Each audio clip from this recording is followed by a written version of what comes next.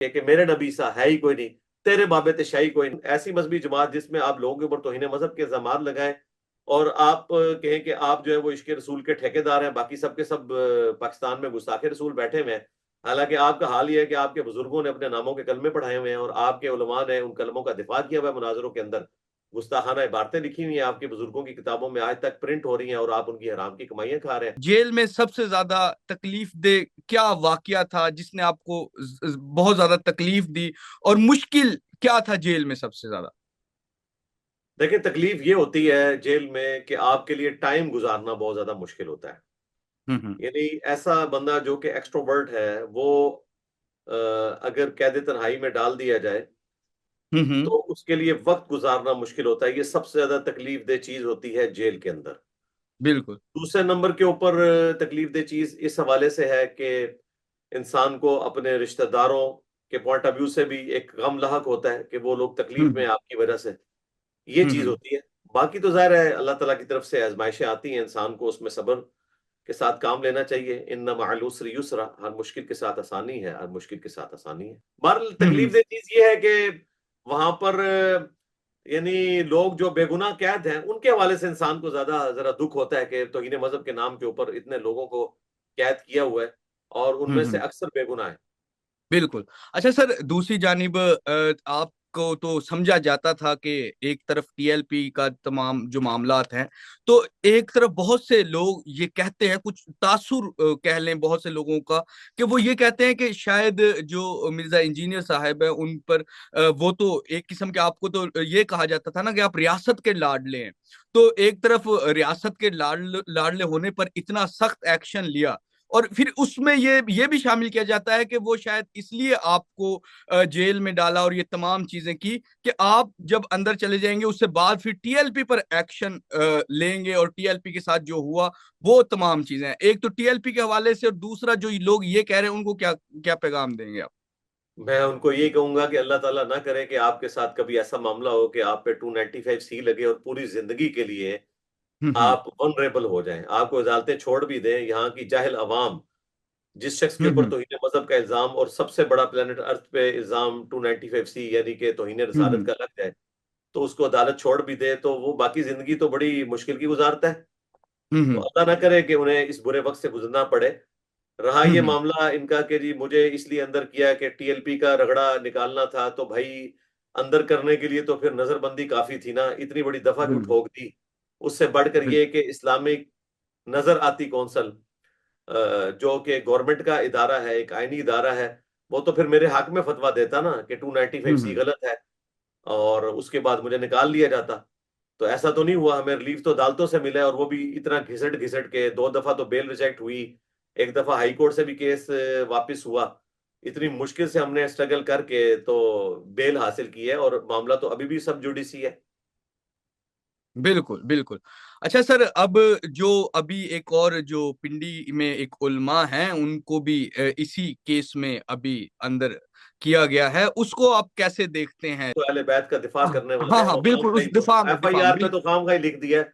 वो कॉपी हम्म। पेस्ट किया है, जिस तरह एनसीसीआईए में लोग कॉपी पेस्ट करके तो एफआईआर काट देते हैं, इस तरह काटी गई है। मैं तो इस हम्म। किस्म की किसी भी तौहीन मजहब की एफआईआर जो किसी भी स्कॉलर के खिलाफ होती है जो कि दीन का काम कर रहा है, इसका बिल्कुल मुखालिफ हूं। अगर आपको किसी से इल्मी इख्तलाफ है तो इल्मी तरीके से उसकी गलती उस पर वाजे करें।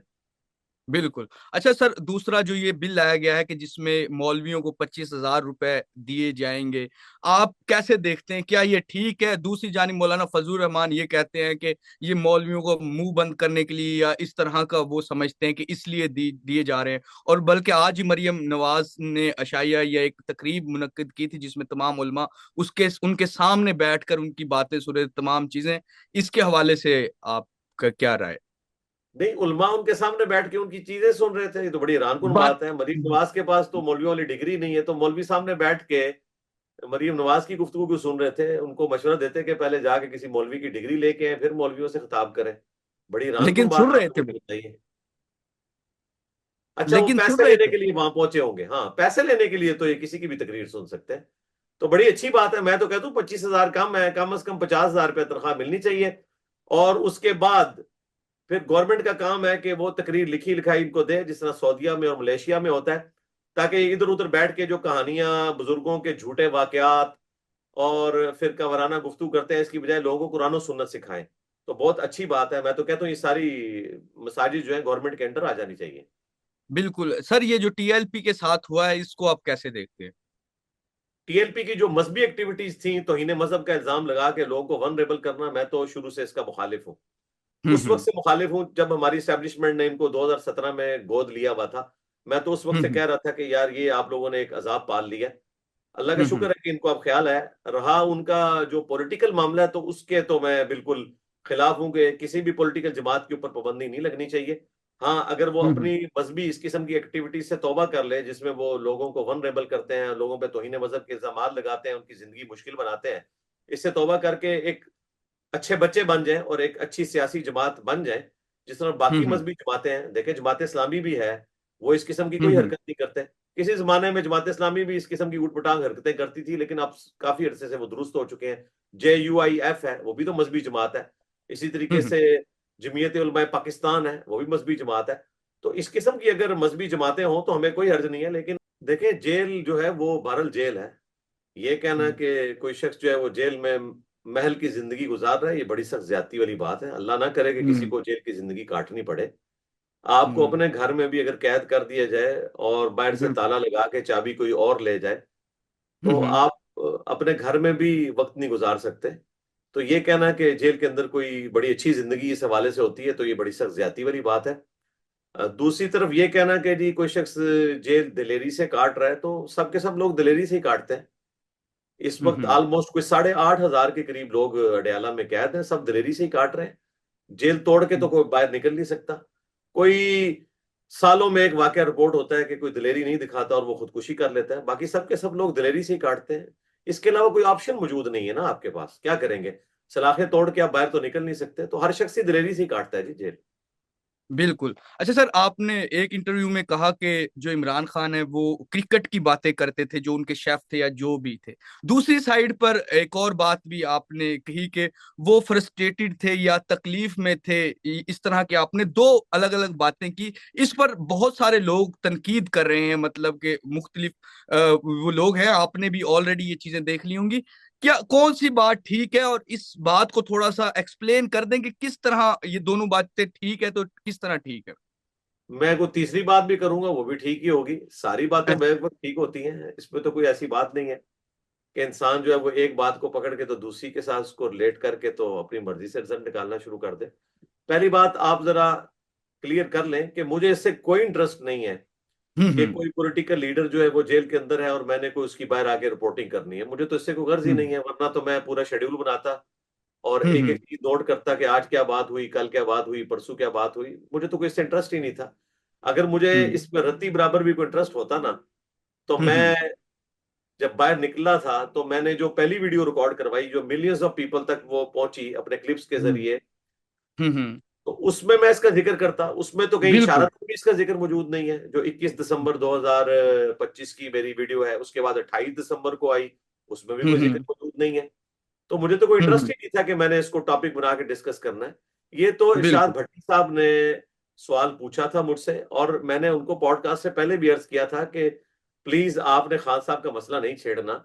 इसको बिल्कुल। खामखा आप एक पॉलिटिक्स की तरफ लेके जाएंगे, लेकिन आपको पता है इरशाद भट्टी साहब की हमदर्दियां उस जमात की तरफ हैं। हम्म। और वो मजबूर होते हैं कि जब कभी भी कहीं ऐसा मामला हो तो वो खान साहब को बीच में वैसे ही ले आते हैं।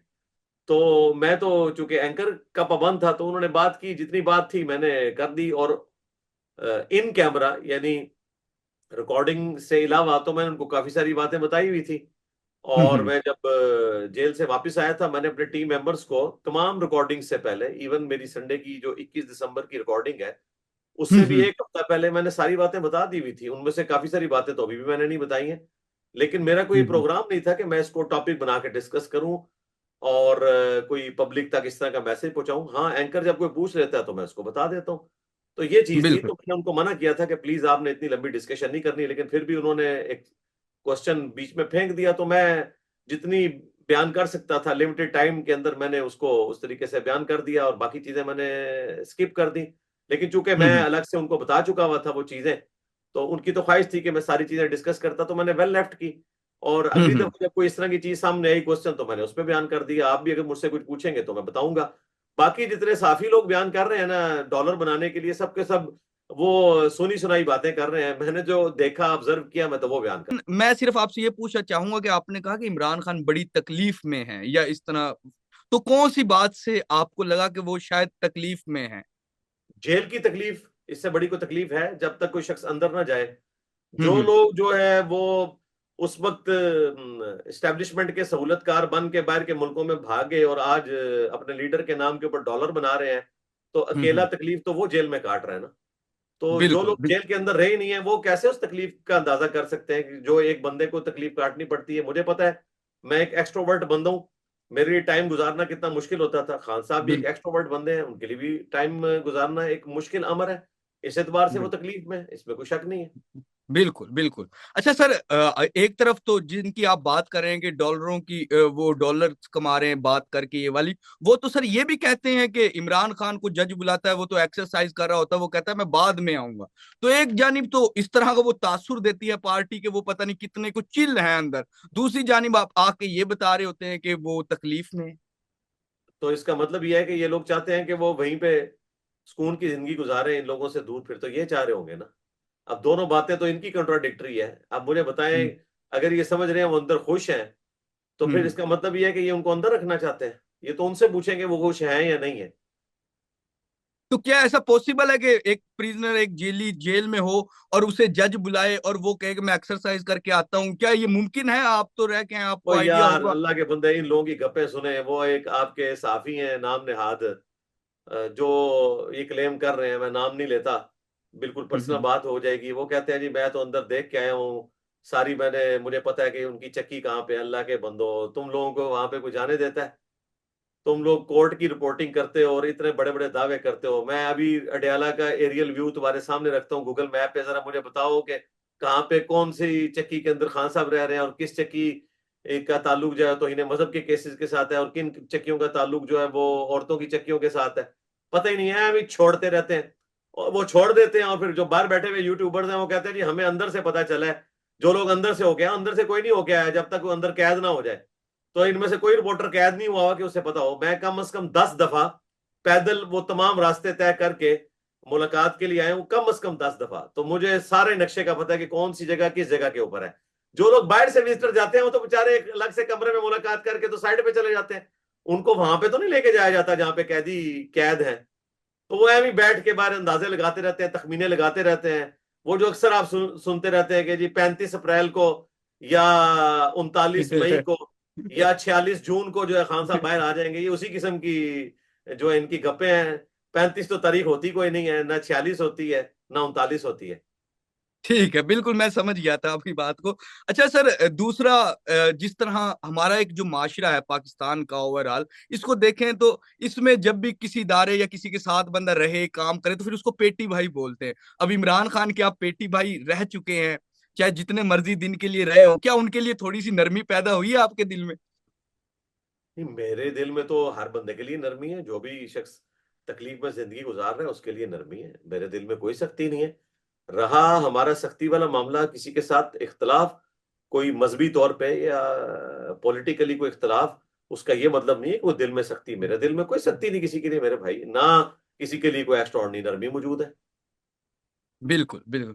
अच्छा, दूसरी जानिब आप जेल में जब गए, उल्मा, आपकी एक बरादरी कह लें, जो भी कह लें, उल्मा का किरदार को आप कैसा देखते हैं? क्या उन्होंने बाहर ठीक किरदार अदा किया, या उन्होंने जो जो चीजें की नहीं करनी चाहिए थी? आप उल्मा का किरदार कैसा देखते हैं जब आपको गिरफ्तार किया इस सब में?